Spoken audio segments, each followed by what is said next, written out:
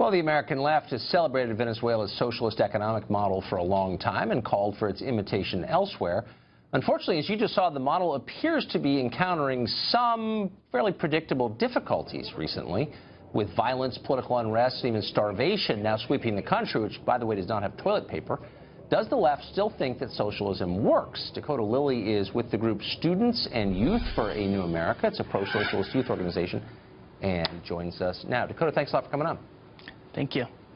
So do you see a pattern here? I mean, it's not just Venezuela, but it's also, I don't know, 1970s Bulgaria and Romania and Albania and the Soviet Union and Cuba and North Korea. And every country that has tried this economic system winds up in poverty. So do you see a connection between all of these cases?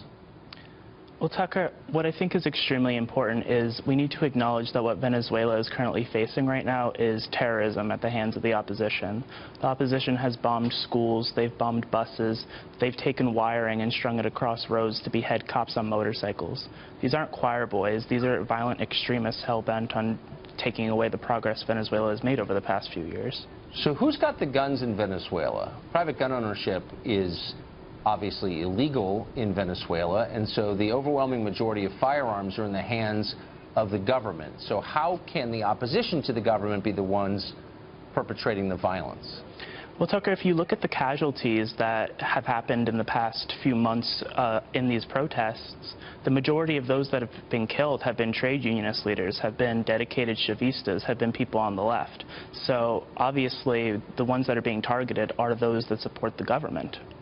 Dakotah, I don't want to rock your world, but I think reliable statistics probably pretty hard to come by under the Maduro government, I would say, which controls, of course, all the statistics coming out of Venezuela. But the bottom line is the country has had a socialist government for over 10 years.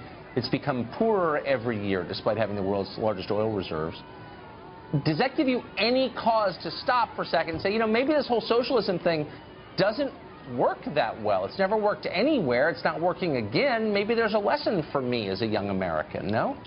Well, Tucker, everyone in Venezuela, including the president, Nicolas Maduro, acknowledges that reforms are needed in things like food distribution and elsewhere. But very few, if anyone, in Venezuela want to go back to the pre-Chavez years of unbridled capitalism. So much so that the leader of the opposition, Enrique Capriles, calls himself a socialist. Presumably he means something different by that. Is your Spanish pretty good? I mean, do you have a pretty good handle on popular opinion in Venezuela? How would you know what the majority of people in Venezuela want? Well, I mean, all you have to do is look at the astounding amount of elections that have been held over the past few years, ever since the early 2000s when Chavez came in. People have come out time and time again to vote for the United Socialist Party, to vote for constitutional referendums, and to vote for Hugo Chavez and Nicolas Maduro in elections that have been certified by international observers like the Carter Center. So you really think that the government of Venezuela is on the level, that it is a purely democratic government, that it's basically successful economically? How can you think that? I mean, have you spent a lot of time there? Have you talked to a lot of people about it? I mean, like, what gives you that idea? Well, Tucker, if you look at the international observers that have certified these elections, I mean, what stake does Jimmy Carter and the Carter Center have in defining fraudulent elections as democratic?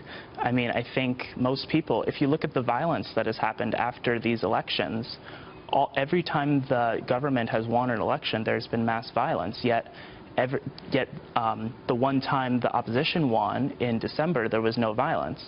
And plus, at the end of the day, what stake do American working families have in the United States meddling in internal affairs in Venezuela? Well, I don't think it's a question of the United States meddling in internal affairs in Venezuela. It's just that it's a total disaster. Like, they don't have toilet paper in parts of the country. People are starving in what was pretty recently in my lifetime. I visited it as a kid. A rich country, a country making progress towards first world status, and now it's a disaster with one of the highest crime rates in the world. Like, the Chavez and Maduro people did that. Why not just say that out loud? Why make excuses for them? Well, again, like I said, everyone in the government acknowledges that things like crime are too high and reforms are needed. That was something that was mentioned by Chavez before he died and is still mentioned by Nicolas Maduro. But in terms of economics, the sanctions that the United States has put on Venezuela and the hoarding done by multinational corporations in Venezuela certainly doesn't help the situation. Okay, but that's not the real problem. I mean, look, the Supreme Court shut down the Congress in Venezuela. If you believe in democracy and you think people ought to have some say in their government, if the government's shutting down the Congress, I mean, that's authoritarian. And again, as an American, why would you make excuses for that? I mean, there's no like, you're not Venezuelan. You don't have to pretend that this is going well. It's a total disaster. Why not just say so?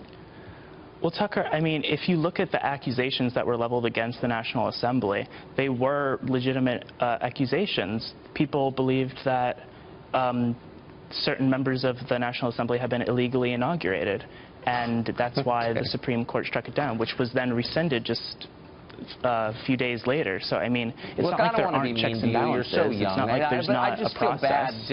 It's just, you know, people, I guess, in college believe anything, but it just seems like, of all the things that we debate, whether or not Venezuela is a success does seem to have moved into the beyond debate category. It's like a total disaster. So, you know, I don't know. If you don't see that, I'm probably not going to convince you on this show. But thanks for joining us, Dakotah. I appreciate it. Thank you.